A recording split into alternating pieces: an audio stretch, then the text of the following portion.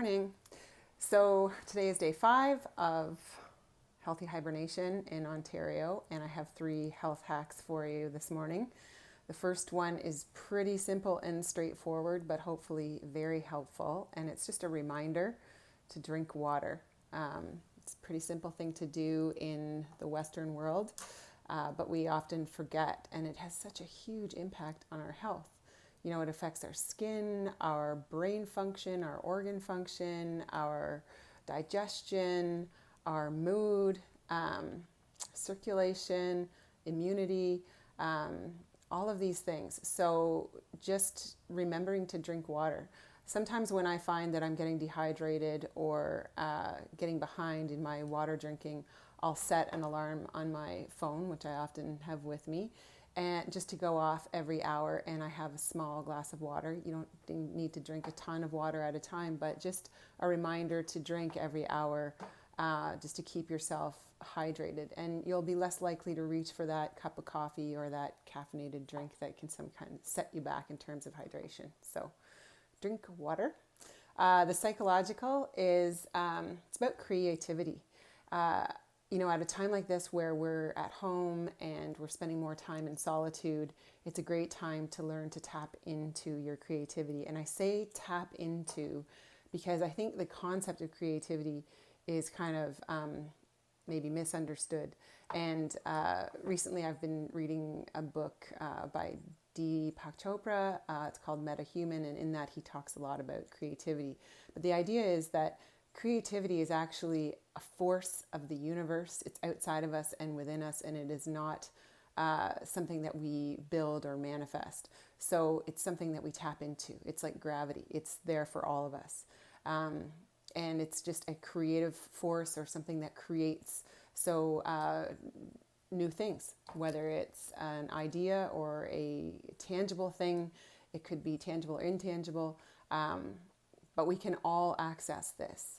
And so the reason that it's beneficial, and particularly beneficial to our health, is if we can take different ideas and put them together, or different things and put them together and come up with something new, we can solve problems. And when we solve problems, it reduces our stress. And when we reduce our stress, we feel better. And when we feel better, we get healthy. So creativity is beneficial for your health. So tap into that. Just another little tidbit on that. I recently read another book. It's called Range.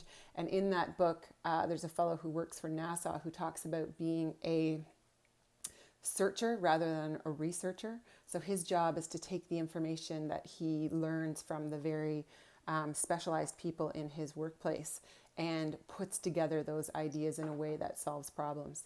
So he needs to be that creative person that takes the learning in many different areas, in a range of different areas, and brings them together to create something new.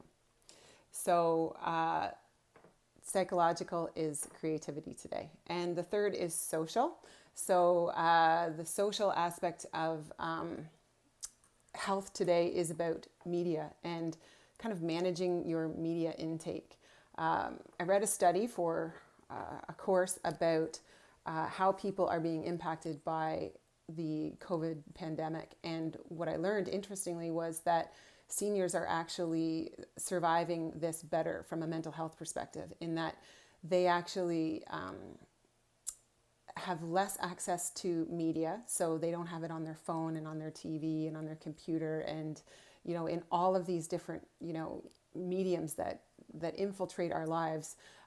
They don't have as much access to that. And on top of that, they've lived longer and they've lived through difficult times, and they have, you know, that evidence of having, you know, survived things that are a challenge.